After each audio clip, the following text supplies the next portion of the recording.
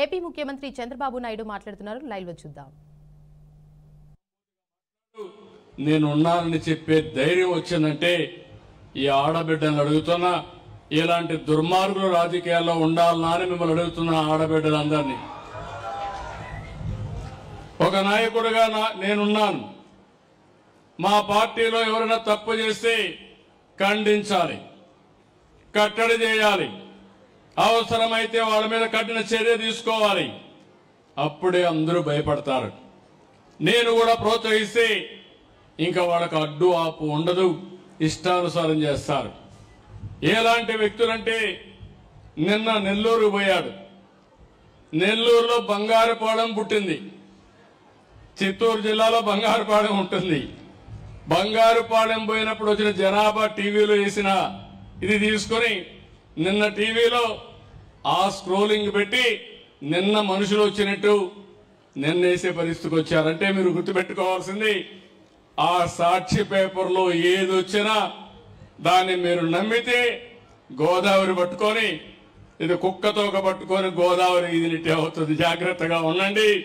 మభ్య పెడతారు, మోసం చేస్తారు, మిమ్మల్ని ముంచేసే పరిస్థితికి వస్తారు. నేను అందుకనే ఇప్పుడు చెప్తున్నా, ఏమీ బాధ లేదు. తోక తిప్పితే తోక కట్ చేస్తా. మంచిగా తిరిగితే నాకేం బాధ లేదు. మీరు పోయి చెప్పండి, నన్ను తిట్టండి, తిడితే ప్రజలకే నేను చెప్తా. ప్రజలే అర్థం చేసుకుంటారు ఎవరేం చేశారో. అట్లా కాకుండా మభ్యపెట్టి మోసం చేసి ప్రజలకు అసౌకర్యం కలిగించాలంటే సాక్ష్యాధారాలతో పెట్టుకుని, ఇప్పుడు అంతా టీవీలు వచ్చేసాయి, సీసీటీవీ కెమెరాలు పెట్టేసా. ఎవడైనా ఎక్కడైనా తోక తిప్పితే డ్రోన్ కూడా పైన తిరుగుతూ ఉంటుంది. తోక తిప్పినోడికి పోలీసు కూడా పోయే పని లేదు, నేరుగా కేసు పెట్టే పరిస్థితి వస్తుంది. అలాంటి పగడ్బందీ వ్యవస్థకి శ్రీకారం చుట్టారని మరొక్కసారి మీ అందరికీ విజ్ఞప్తి చేస్తున్నా. అందుకే నేను చెప్పాను, ఈరోజు మీరు చూస్తే హాస్పిటలైజ్ అయిన వాళ్ళకి 14,703 మందికి హాస్పిటల్లో ఇచ్చాం. ఓల్డ్ ఏజ్ హోమ్ లో ఉంటే అక్కడ పోయి 20,587 మందికి ఇచ్చాం. ఒక సెక్రటరీ నుంచి వేరే సెక్రటరీకి వెళ్ళిపోతే అక్కడ దగ్గర 31,496 మందికి ఇచ్చాం. ఎవరైనా వికలాంగులైన విద్యార్థులు హాస్టల్లో ఉంటే వాళ్ళకి దగ్గర 3,683కి ఇచ్చాం.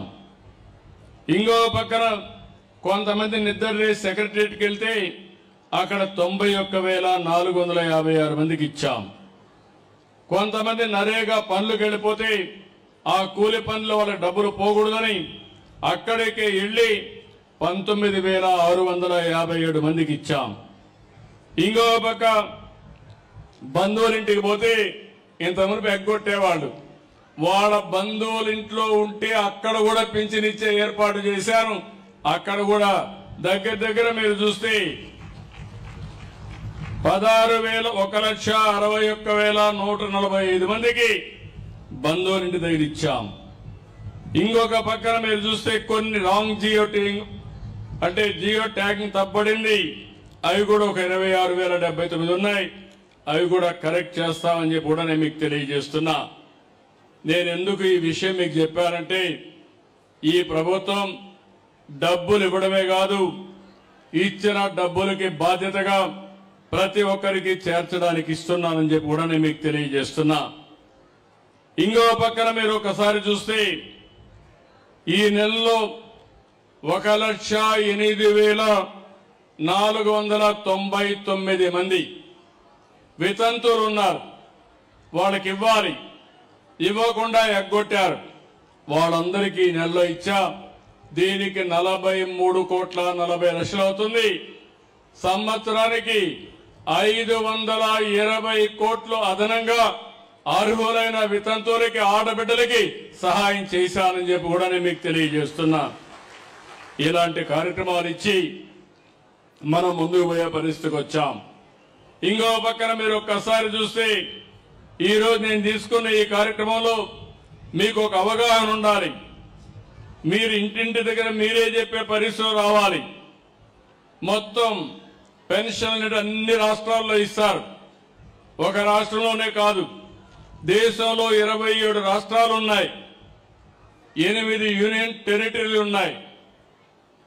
ఈ రోజు నేను చెప్పినట్టు ఆంధ్రప్రదేశ్ లో 32,443 కోట్ల రూపాయలు సంవత్సరానికి పింఛనిచ్చే ఏకైక రాష్ట్రం భారతదేశంలో ఆంధ్రప్రదేశ్ రాష్ట్రం. మన తర్వాత తెలంగాణ 8,179 కోట్లు, కేరళ 7,295 కోట్లు, హర్యానా 7,194 కోట్లు, వెస్ట్ బెంగాల్ 5,460, రాజస్థాన్ 5,160.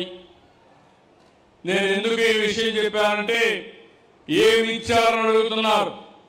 కొంతమందికి ఇంకా కావాలని ఆశ ఉంది, తప్పు లేదు. అయితే మీకు తెలియాలి, ఈ ప్రభుత్వం సంవత్సరం 32,146 కోట్లు, దగ్గర దగ్గర 64 లక్షల మందికి, 64 లక్షల కుటుంబాలకి 4,000, 6,000, 10,000, 15,000 ఇచ్చే ఏకైక ప్రభుత్వం ఈ ప్రభుత్వం. దీనికంటే గొప్ప కార్యక్రమం ఏముందని అడుగుతున్నా. నాకు కూడా ఒక తృప్తి, ఒక ఆనందం. జీవితంలో పేదవాళ్ళకు సహాయం చేస్తే అందులో ఉండే తృప్తి ఏ కార్యక్రమం చేసినా ఉండదని చెప్పి కూడా నేను మీకు తెలియజేస్తున్నా. అందుకని మీరు కూడా ఒకటి గుర్తుపెట్టుకోవాలి, ఇలాంటి ప్రభుత్వాన్ని ఎప్పటికప్పుడు మీరు కూడా అభినందించే పరిస్థితి రావాలి. అందుకే ఈరోజు నేను ఇక్కడికి వచ్చినప్పుడు గుర్తొస్తుంది, మొన్ననే కడపలో మహానాడు పెట్టాను. మహానాడు నేను ఒక మాట చెప్పాను, తొందరలోనే కడపకు స్టీల్ ప్లాంట్ పెట్టిస్తా, రాయలసీమ స్టీల్ ప్లాంట్ వస్తుందని చెప్పాను. అనుకున్న ప్రకారమే స్టీల్ ప్లాంట్ శాంక్షన్ చేశాం, డెవలపర్ని ఐడెంటిఫై చేశాం, జిందాల్ వర్క్ ప్రారంభించాడు. నేను ఒకటే చెప్పాను, దాన్ని కూడా వీలైనంత తొందరలో చేయాలి. అది కూడా మీరు ఒకసారి చూస్తే రాబోయే రోజుల్లో 2028 డిసెంబర్ కంతా ఫేజ్ 1 పూర్తి చేయాలని చాలా స్పష్టంగా ఆదేశాలు ఇచ్చాను. ఈ ప్రాజెక్ట్ వస్తే ఈ యొక్క జమ్మల వరకు ఈ టౌన్ కానీ పరిసర ప్రాంతాలు కానీ చాలా అభివృద్ధి అవుతాయి. ఆటో పైలట్ లో అభివృద్ధి అవుతుంది.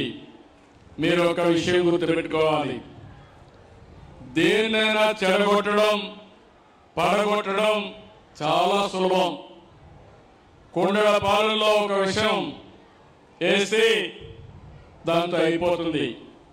ఆ పాలు తయారు చేయాలంటే తయారు చేసిన వాళ్ళకి ఆ కష్టం తెలుస్తుంది. ఎప్పుడు కూడా నిలబెట్టడం కష్టం, అదే మరి అభివృద్ధి చేయడం కష్టం. విధ్వంసం చేయడం ఒక నిమిషంతో పని. 5 ఏళ్ళు అదే జరిగింది. రాష్ట్రాన్ని విధ్వంసం చేశారు, చాలా సమస్యలు సృష్టించారు, కేంద్రం ఇచ్చే పథకాలను నిలిపేశారు, 10 లక్షల కోట్ల రూపాయల అప్పులు చేశారు. నేను మీకు మొన్ననే తల్లికి వందనం ఇచ్చాను. నేను ఒక మాట చెప్పాను, ఎంతమంది పిల్లలుంటే అంతమంది పిల్లలకి తల్లికి వందనం కింద మీకు ఇస్తానని చెప్పాను. మాట నిలబెట్టుకున్నామా లేదా అని మనం అడుగుతున్నా, కొండే తల్లులు అడుగుతున్నా. ఒకరికి కాదు, 2 ఉంటే 2కి ఇచ్చాం, 3 ఉంటే 3కి ఇచ్చాం, 7 మంది ఉంటే 7 మందికి ఇచ్చిన ఏకైక ప్రభుత్వం ఈ ప్రభుత్వం. అవునంటే చేతులు పైకెత్తండి. దీనికంటే ఒక తృప్తి, పిల్లలు తల్లిదండ్రులకు భారం కాకూడదు. పిల్లలు లేకపోతే మనం ఏం చేయలేం. అందుకే పిల్లల్ని బాగా చదివించాలనే ఉద్దేశంతో ఒక పక్క పేద పిల్లల్ని చదివిస్తూనే వాళ్ళని ప్రోత్సహించడానికి తల్లికి వందనం కింద 15,000 రూపాయలు ఇచ్చామని చెప్పి కూడా నేను మీకు తెలియజేస్తున్నా. ఇప్పుడే నేను చెప్పినట్టు ఈ కడప జిల్లాలో స్టీల్ ప్లాంట్ వచ్చింది. గాలేరు నగిరి కడప వరకు తీసుకొస్తానని చాలా స్పష్టంగా చెప్పాను. తప్పకుండా ఈ సంవత్సరం ప్రారంభమై రాబోయే సంవత్సరానికి కడప వరకు గాలేరు నగిరి కాలువలు పూర్తి చేస్తాం. ఇంకో పక్కన జిందాల్ సంస్థ కూడా మొదటి దశ 4,500 కోట్లు, రెండవ దశ 11,850 కోట్లతో ఈ ప్రాజెక్టు పూర్తవుతుంది. నేను చెప్పినట్టు 29 కల్లా ప్రొడక్షన్ ప్రారంభం అవుతుందని చెప్పి కూడా నేను మీకు తెలియజేస్తున్నా. ఇక్కడి నుంచి నేరుగా మళ్ళీ గండికోటకి వెళ్తున్నా. గండికోట అంటే ఒక సుందరమైన ప్రదేశం, మామూలు కాదు. అమెరికాలో గ్రాండ్ కెనాన్ ఉంది, ఇండియాలో గండికోట ఉంది. ఇది ఇండియాకి ఒక గ్రాండ్ కెనాన్ మాదిరిగా సుందరమైన ప్రదేశం. ఇది ప్రపంచంలో అతి సుందరమైన ప్రాంతాల్లో గండిపేట 10 కూడా నేను మీకు తెలియజేస్తున్నా. దీన్ని ఒక ఆకర్షణీయమైన ప్రాంతంగా తయారు చేయడానికి, అదే మరి ఒక మంచి పర్యాటక కేంద్రంగా తయారు చేయడానికి 80 కోట్ల రూపాయలతో పనులు కూడా ప్రారంభిస్తున్నాం. అక్కడే కృష్ణదేవరాయల విగ్రహం పెడతానని చెప్పాం. రేపు రాబోయే రోజుల్లో గండికోటలో కృష్ణదేవరాయల విగ్రహం కూడా పెట్టిస్తామని చెప్పి కూడా నేను మీకు తెలియజేస్తున్నా. ఈ కడపలో ఒక పక్క గండికోట, ఇంకో పక్క ఒంటిమిట్ట, మధ్యలో కడప దర్గా, ఈ 3 గాని అనుసంధానం చేయగలిగితే ఒక బ్రహ్మాండమైనటువంటి పర్యాటక కేంద్రాలుగా, స్పిరిచువల్ హబ్ గా తయారవుతుంది. ఈ పనులన్నీ చేస్తామని చెప్పి కూడా నేను మీకు తెలియజేస్తున్నా. ఇంకో పక్క ఇక్కడుండే మీ అందరికీ ఒక అవగాహన ఉండాలి. రాయలసీమ ఒకప్పుడు రాళ్ల సీమ అయిపోతుందని, ఎడారిగా మారిపోతుందని మాట్లాడుకున్నాం. అలాంటిది రాయలసీమ రాళ్లసీమ కాదు, రతనాల సీమగా చేస్తామని చెప్పాం, చేసి చూపిస్తున్నామని చెప్పి కూడా నేను మీకు తెలియజేస్తున్నా. ఈరోజు ఈ ప్రాంతంలో కావాల్సింది నీళ్లు కావాలి. అందుకే మీరు ఒకసారి చూస్తే చరిత్రలో 40 ఏళ్లకు మునుపు ఒక మహానాయకుడు ఎన్టీ రామారావు గారు ఆలోచించిన విధానం, తెలుగు గంగ ద్వారా చెన్నైకి నీళ్లు తీసుకుపోవాలంటే కాదు, నా రాయలసీమకు నీళ్లు ఇచ్చిన తర్వాతనే చెన్నైకి నీళ్లు పోతాయని చెప్పిన ఏకైక నాయకుడు నందమూరి తారక రామారావు గారు. ఆయన ఆలోచనలో పుట్టిన ప్రాజెక్టే అందరి నీవా, తెలుగు గంగ, గాలేరు నగిరి, SRBC అని చెప్పి నేను మీకు తెలియజేస్తున్నా. అక్కడి నుంచి ప్రారంభమైనాయి. ఆ తర్వాత నేను అన్ని కూడా ఇది చేశాం. నిన్ననే హంద్రి నీవా ఈ ప్రభుత్వం వస్తామని పనులన్నీ ప్రారంభించి వెడల్పు చేసి లైనింగ్ చేసి దగ్గర దగ్గర 3,800 కోట్ల రూపాయలతో 3,900 క్యూసెక్స్ నీళ్లు అందించడానికి ఈ సంవత్సరం అంతా పనిచేశాం. పనులన్నీ పూర్తవుతాయి. తొందరలోనే అందరి నీవా పూర్తి చేయడమే కాకుండా నీళ్లు అందించి అన్ని చెరువులు పూర్తి చేసి కుప్పానికి కూడా నీళ్లు తీసుకుపోయే కార్యక్రమానికి శ్రీకారం చుట్టాం. ఈరోజు మీరు అందరూ గుర్తుపెట్టుకోవాల్సింది, దీనివల్ల చాలా లాభం వస్తుంది. ఈరోజు గండికోట ఉంది. గండికోట ప్రాజెక్ట్ ఎవరు పెట్టారంటే ఎన్టీ రామారావు గారు ప్రారంభించారు. దాన్ని పూర్తి చేసింది నేనే పూర్తి చేశా, ల్యాండ్ ఎక్విజిషన్ చేశా, అన్ని పనులు చేసింది